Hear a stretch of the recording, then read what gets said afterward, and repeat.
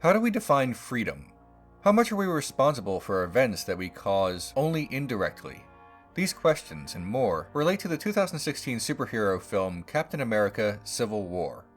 In the wake of a public disaster, the Secretary of State informs the Avengers that the United Nations have drafted the Sokovia Accords. The audience never gets to see the fine print, but the basics of the document are that the Avengers are now under the supervision and control of the United Nations. They can either sign it or retire. Tony Stark, better known as Iron Man, immediately accepts these conditions, partly due to his guilt over being responsible for the creation of the supervillain Ultron. Several Avengers follow his lead. Steve Rogers, better known as Captain America, does not trust the coalition of nations that drafted the Accords, voicing concerns that giving them full access to the Avengers could have severe consequences. Zemo, a Sokovian who lost his family during the events of Avengers: Age of Ultron, frames Bucky Barnes, better known as the Winter Soldier, in hopes of forcing a conflict among the Avengers. His hope is that they will either kill each other or at least separate and no longer function as the Avengers. Rogers protects Barnes, believing in his innocence, and the two factions of Avengers fight each other over the wrongly accused man's capture, as well as ideological reasons. In the end, none of the Avengers die, but the team is split in two. Both the marketing and narrative of Captain America: Civil War challenges the audience to choose between the viewpoints of Rogers and Stark.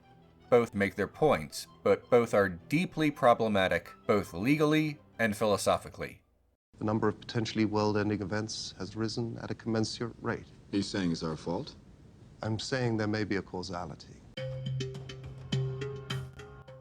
Correlation is a mutual connection between two or more things. Causation is the act of making something occur. The common phrase, correlation does not imply causation, is used in statistics analysis to emphasize that a possible connection between two variables does not prove that one directly causes the other. As a supercomputer android, one would assume that the Vision would know this. For example, the sale of heavy coats increases in winter, and the amount of Christmas lights on display increases in winter too.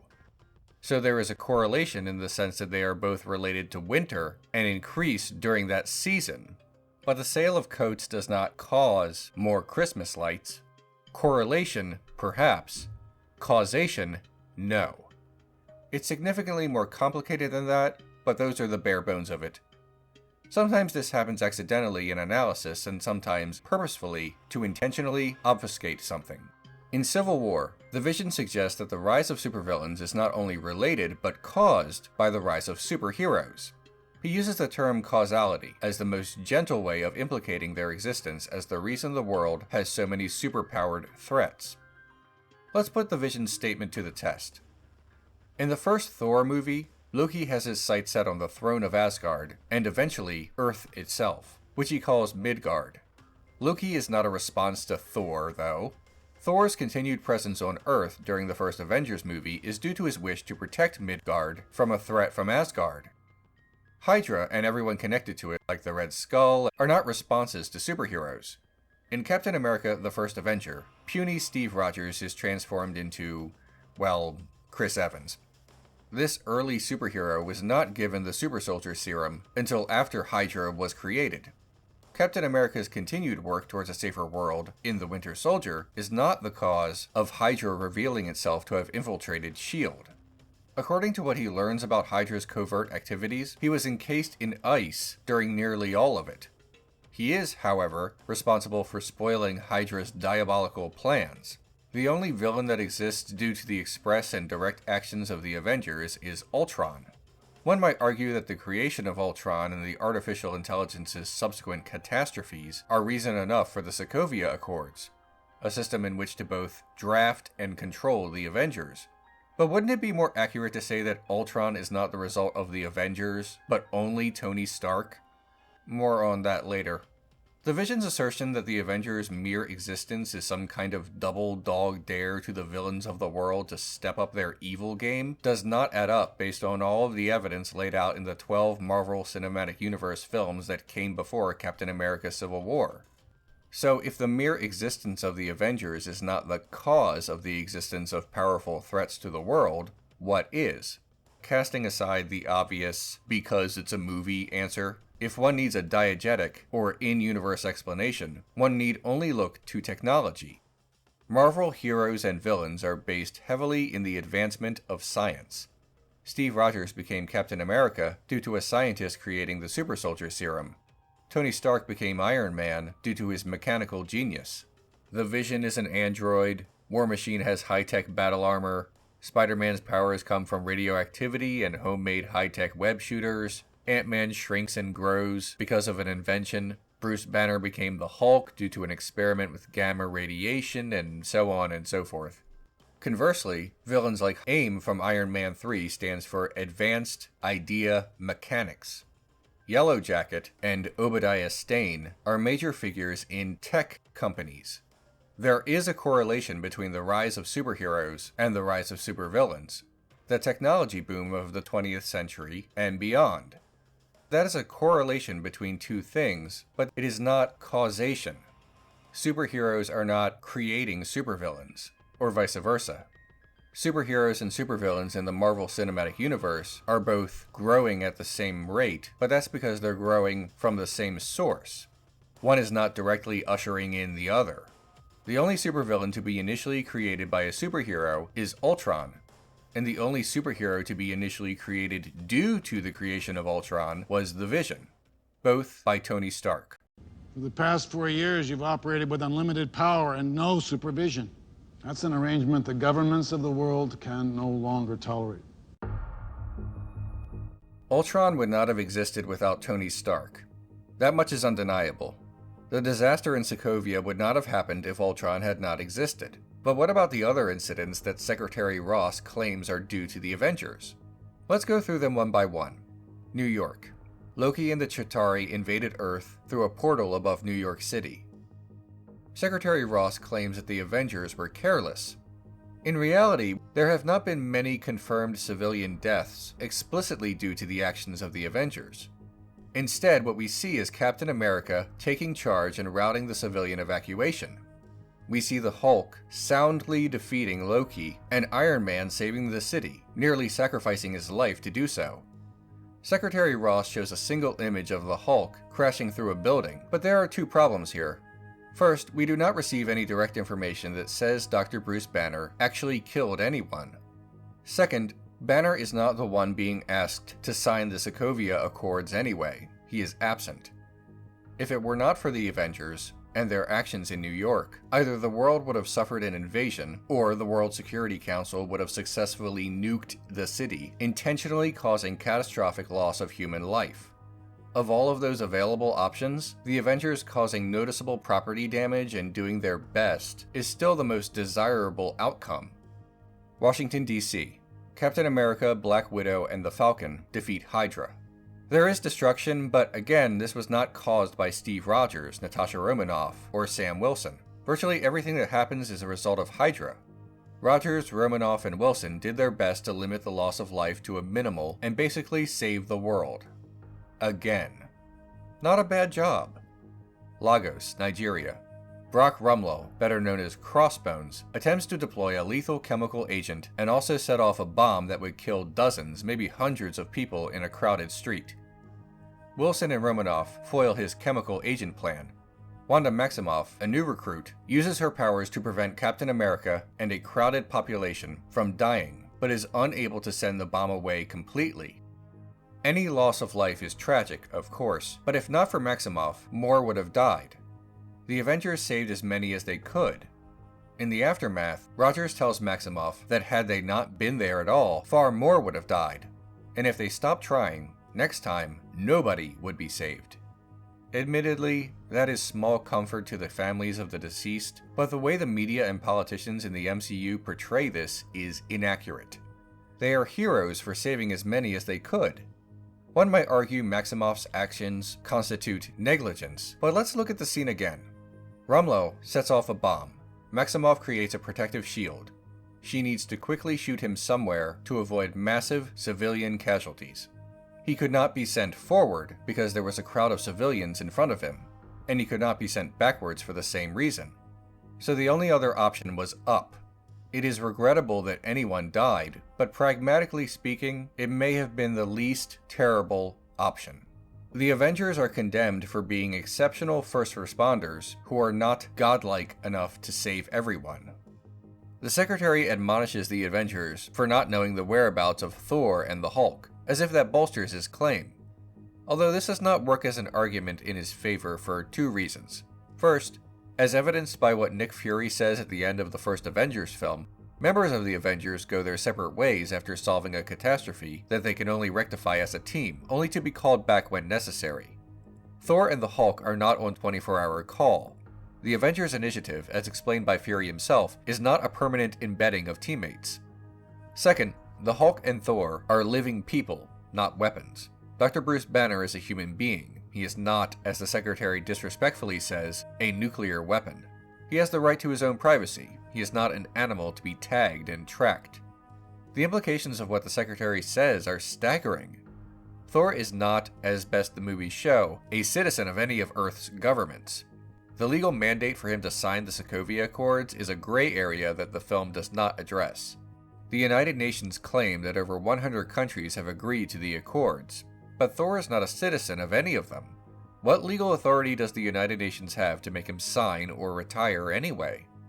Obviously, there is no real-world legal precedent for any of this, but he is still under no legal obligation to give updates about his whereabouts, as the Secretary suggests. You know where he is? Probably not on Earth. The Secretary does make one good point. The Avengers, predominantly but not completely made up of American citizens, violate the sovereignty of other nations and conduct their covert activities without the express permission of said nations.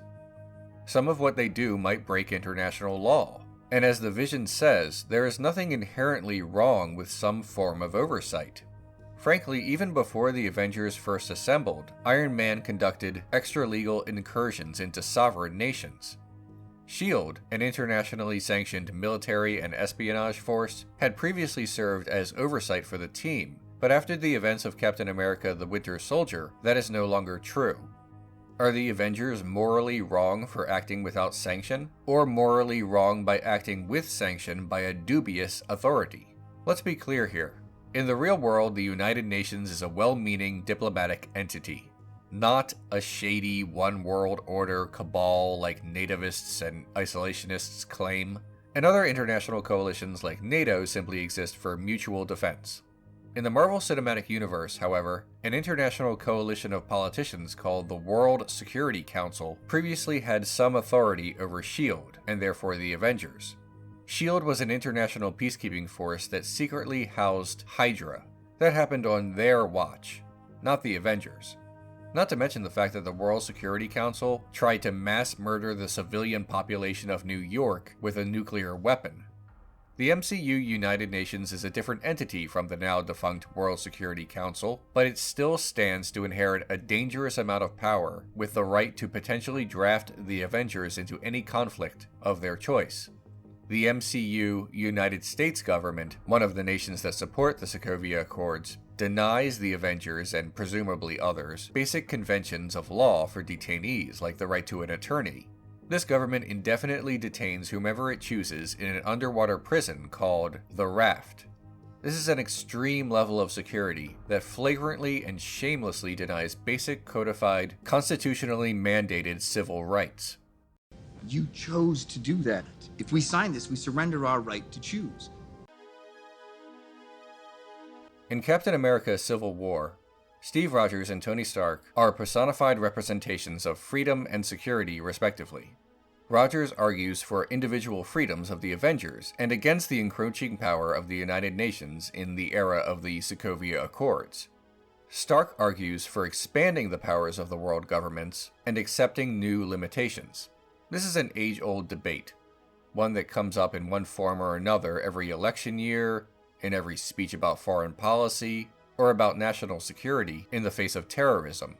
Freedom versus security. The problem with the debate of freedom versus security is that the foundation of this argument does not often properly define what freedom actually means. It mistakenly presupposes that these two concepts, both abstractly and in practice, are diametrically opposed, on opposite ends of some political spectrum. But they're not. Security is actually a prerequisite for freedom. Providing security for the citizenry and the appropriate rule of law allows individuals to exercise freedom. That is the purpose of government. An expansion of law in a superficial way provokes the notion that freedom is always being curtailed, as if liberty and strong government are two sides of a balanced scale. Historically, this is a mistake. A minimalist government and lack of regulations disproportionately benefits those with means, meaning capital, and leaves those without means with less of a safety net. Does a society truly have more freedom if it has less laws, less regulation, less security? Because some will benefit from no oversight, usually the financial and political elite, but the rest will not. How are they more free with less laws to protect them? The word freedom can be looked up in a dictionary, but its more practical application in the real world cannot be defined by a few words when both its meaning and usage have evolved along with us as a society. It's significantly more complex than that, after all. In the film, these concepts are less abstract, though. We see a singular event and watch two opposing forces bicker at each other instead of working towards a mutually beneficial resolution. So, a lot like real life, actually. Secretary Ross says that the Sokovia Accords, something that must be signed by the Avengers, is the compromise, the middle ground, as he puts it. But that is either logically flawed or ignorantly omitting something. For there to be a compromise, the potential signers of the Accords, namely the Avengers, would have had to have been part of said compromise, part of the negotiation. By definition, the Sokovia Accords are not a compromise. The Accords are a mandate. Roger's chief concern with the Accords is that the United Nations could vote to send the Avengers somewhere they should not go, or do something they should not do. Considering something the Marvel Cinematic Universe's international security community, the World Security Council, wanted to do was annihilate New York City, that is a legitimate concern. The United Nations may not be the SHIELD-affiliated World Security Council, but once the Accords are made active, the UN would have that level of power. Though we never see the specifics, the Accords feel less like a diplomatic treaty and more like a military draft. Ross's implication that the Hulk and Thor may as well be nuclear weapons is insulting, but by his own definition, signing the Accords would be giving the United Nations those nuclear weapons. Both Stark and Rogers are in some way in the wrong in either their unequivocal support or violation of the Sokovia Accords, respectively. There should be oversight, as Stark's side suggests, and after the signing, he is legally in the right. However, Rogers proves his point about the unreliability of MCU's version of the United Nations when the very first use of superheroes during the new Sokovia Accords era is the attempted arrest and, in Black Panther's case, attempted murder of the wrong man. Both Rogers and Stark seem completely on board with amending the Sokovia Accords later until it is revealed that Wanda Maximoff is being held against her will. If they had discussed amending the Accords before the bombing, it probably would have worked. An amended version could give the UN the authority to veto a planned Avengers incursion into a sovereign country, but also contain a provision that would allow the Avengers to refuse a UN-mandated military conflict for the superheroes. Basic checks and balances of power. Generally speaking, laws do not have to be signed by those it governs. If we are lucky, we simply elect those who create law and could theoretically vote them out should we be unsatisfied with their work. But in this case, the creators of the Sokovia Accords actually desire this new international set of laws to be signed and publicly accepted by the Avengers, which changes the dynamics and power structure. Yes, the Avengers are not their own country, but let's face it, the United Nations need the Avengers to save the world, and the Avengers need the United Nations for legitimacy. Politics is about compromise and the symbiotic relationship between government authority and the people. The Avengers, en masse, could have opted not to sign the Accords and retire like Hawkeye did temporarily, and there would be nothing the UN could do about it because it would not be illegal to simply retire. The Accords allow for this. This would be calling the UN's bluff. The UN needs the Avengers in action next time Loki attacks, which I believe is on schedule for next year. The UN does not want all of the Avengers to retire. That is either a bluff or catastrophically naive. So if the Avengers, all of them, did not sign, that would force the UN to bring Captain America and the rest of the Avengers to the negotiation table for a revised version of the Accords. The UN and the Avengers could then amend the Accords to something less dangerous for all involved.